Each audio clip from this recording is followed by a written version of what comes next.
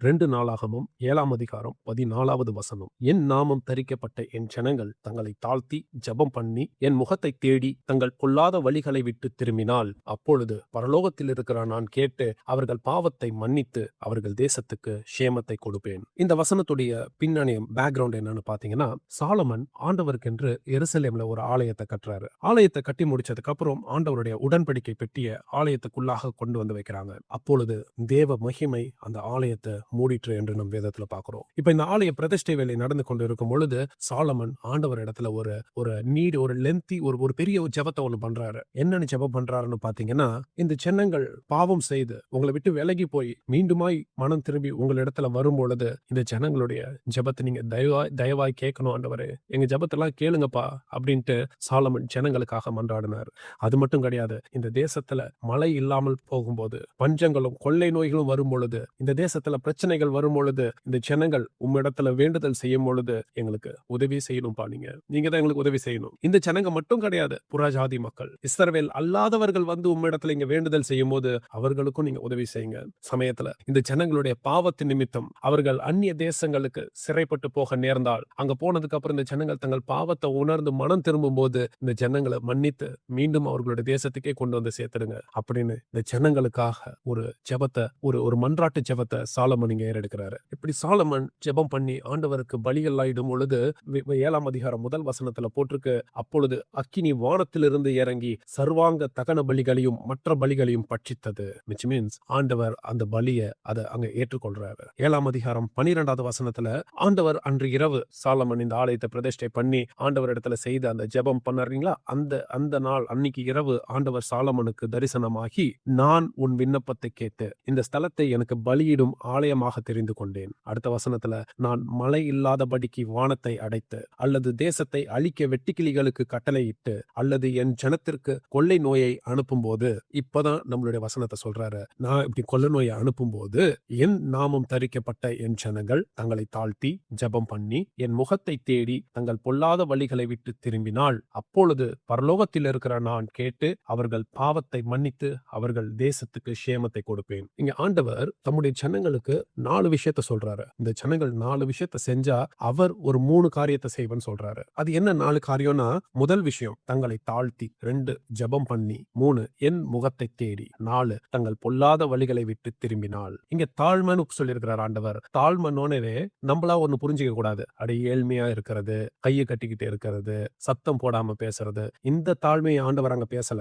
ஆண்டவர் இந்த இடத்துல தாழ்மைன்னு சொல்றது என்னன்னா, ஜனங்களுடைய வாழ்க்கையில பிரச்சனைகள், ஆண்டவருடைய சிற்றை ஏற்படும் பொழுது ஜனங்க ஏன் ஆண்டவர் என் வாழ்க்கையில இதை அனுமதிக்கிறாரு, ஆண்டவர் ஏன் இப்படிலாம் நம்ம வாழ்க்கையில செய்யறாரு இப்படின்னு ஆண்டவரை கேள்வி கேட்காம, இல்ல அவங்க வாழ்க்கையில பிரச்சனைகள் வரும் பொழுது மத்தவங்களை பிளேம் பண்றது, இவங்களாலதான் என் வாழ்க்கையில இவ்வளவு பிரச்சனை இப்படி மத்தவங்களை பாக்குறது, இதெல்லாம் செய்யாம முதலாவது ஜனங்கள் தங்களை தாழ்த்தி, நான் மத்தவங்களை பார்க்காம என் வாழ்க்கை எப்படி இருக்கு, நான் எந்த இடத்துல ஆண்டவரை விட்டு விலகி போயிட்டு இருக்கிறேன், நான் எந்தெந்த இடத்துல ஆண்டவருக்கு பிரியம் இல்லாம நடந்துட்டு இருக்கிறேன், அதை நான் ஃபர்ஸ்ட் என்ன நானே செல்ஃப் எக்ஸாமைன் பண்ணணும். என்ன நான் ஃபர்ஸ்ட் சோதி தறிந்து, ஆமா ஆண்டவரே நீங்க சரிதான் ஆண்டவரே, நீங்க பண்றது கரெக்ட் தான் ஆண்டவரே, என் வாழ்க்கையில வந்த சிற்றை நல்லது ஆண்டவரே, நான் தான் தப்பு பண்ணிட்டேன், என் மேலதான் தப்பு இருக்கு, மன்னிங்கப்பா. அப்படி தங்கள் பாவங்களை தங்களுடைய குற்றங்களை உணர்ந்து அதை ஆண்டவர் இடத்துல ஒத்துக்கொள்ளும் பொழுது, அதை அக்செப்ட் பண்ணும் பொழுது ஆண்டவர் அந்த ஜெபத்தை கேட்பாராம். இததான் இந்த இடத்துல அவர் தன் ஜனங்கள் தங்களை தாழ்த்தி அப்படின்றத சொல்றாரு. 2வது ஜெபம் பண்ணி. இந்த இடத்துல ஜெபம்னு சொல்லப்படுறது நம் ரெகுலரா பண்றோமே, டெய்லி ஒரு ஜெபம், அந்த ஜெபத்தை பத்தி ஆண்டவர் இங்க பேசல.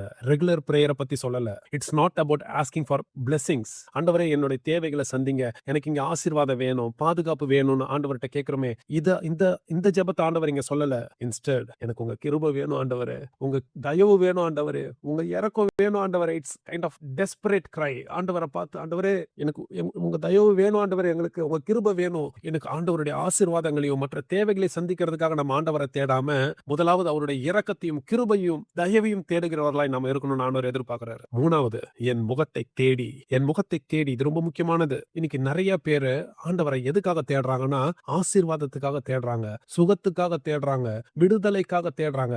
ஆனா ஆண்டவரை தேடுறோமா, எனக்கு அவர் வேணுமா இல்ல அவருடைய ஆசீர்வாதம் வேணுமா? இன்னைக்கு நம்ம எதுக்காக அழைக்கப்படுறோம்? ஆண்டவர் நம்ம கிட்ட என்ன எதிர்பார்க்கிறாருன்னா, ஆசீர்வாதத்தை விட ஆசீர்வதிக்கிறவர் முக்கியம்னு நம்ம தேடணும். கடைசியா 4வது அவன் சொல்றாரு, அவர்கள் தங்கள் பொல்லாத வழிகளை விட்டு திரும்பினால். பொல்லாத வழிகளை விட்டு திரும்புறது, ஜஸ்ட் நம்ம வாழ்க்கையில என்னென்ன தவறு இருக்கு நம்ம செல்ஃப் எக்ஸாமைன் எக்ஸாமைன் பண்ணும்போது என்கிட்ட இருக்கிற குறைகள் பாவத்தை நிமித்தம் வெறும் வருத்தப்படுறது மட்டும் போதாது, அது நிமித்தம் மனஸ்தாபப்படுறது மட்டும் போதாது, என்கிட்ட இருக்கிற பாவ பழக்கங்கள் அடிமைத்தனங்கள் இத இத விட்டு நான் விலகவும் முயற்சி பண்ணணும். அந்த பாவத்தை விட்டு விலகினால் அப்பொழுது ஆண்டவர் என்ன செய்வேன்னு அடுத்து 3 காரியங்களை அவருடைய பாட்ட சொல்றாரு. அப்பொழுது பரலோகத்தில் இருக்கிற நான் கேட்டு என்ன சொல்ல வர்றாருன்னா, அப்பதான் ஒரு ஜெபத்தையே கேட்பாராம். அப்பதான் அங்க உறவு மறுசீரமைக்கப்படுது. ரிலேஷன்ஷிப் ரீஸ்டோர் ஆகுறதே அப்பதான். நம்ம இந்த 4 காரியத்தை செய்யணும். முதலாவது நம்மள தாழ்த்தணும், ஜெபம் பண்ணணும், ஆண்டவருடைய முகத்தை தேடணும், நம்மளுடைய பொல்லாத வழிகளை விட்டு விலகும்போது தான் ஆண்டவர் சொல்றாரு, அப்போதான் அவர்கள் ஜெபத்தை கேட்டு பரலோகத்தில் இருக்கிற நான் கேட்டு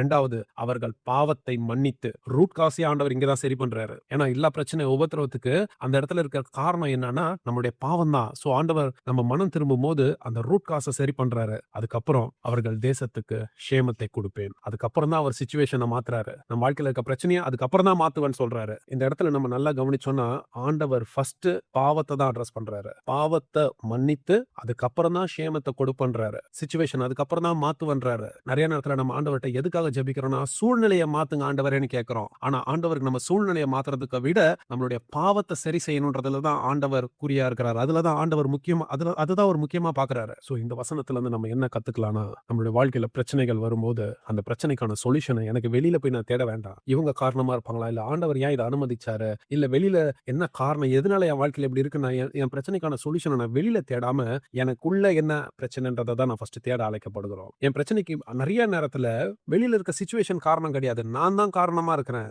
சோ வெளியில சொல்யூஷனை தேடாம எனக்குள்ள நான் தேட அழைக்கப்படுகிறோம். இன்னைக்கு எந்த இடத்துல நான் ஆண்டவரை விட்டு விலகி போயிட்டு இருக்கிறேன், என்கிட்ட என்ன குறைகள் இருக்கு, சரியான ஜப ஜீவியம் என்கிட்ட இருக்குதா, வேத வார்த்தைக்கு ஒத்து போகிற மாதிரி ஒரு ஒரு வாழ்க்கை முறை, ஒரு லைஃப் ஸ்டைல் என்கிட்ட இருக்குதா, மத்தவங்களை மன்னிக்கிற இருதயம் என்கிட்ட இருக்குதா, இல்ல இன்னமும் நான் புறம் பேசிக்கிட்டு மத்தவங்களை பத்தி அவதூறு பரப்பி கொண்டு கலகத்தை உண்டு பண்ணிக்கிட்டு உறவுகளை பிரித்து கொண்டு பெருமைக்கு இடம் கொடுத்துக்கிட்டு இப்படி அடிக்கிட்டே போலாம். இப்படிப்பட்ட காரியங்கள் எனக்குள்ள இருக்குதா, அதை நம்ம செல்ஃப் எக்ஸாமைன் பண்ணணும். நம்மளை நாம் தாழ்த்தி ஜெபம் பண்ணி ஆண்டவர் இடத்துல அவரை தேடி அவருடைய முகத்தை தேடி நம் பொல்லாத வழிகளை விட்டு விலகி அவர் இடத்துல வருவதற்கு நாம் அழைக்கப்படுகிறோம். ஆண்டவர் தாமே இந்த வார்த்தையின்படி நாம் வாழ நமக்கு உதவி செய்வாராக. ஆமென்.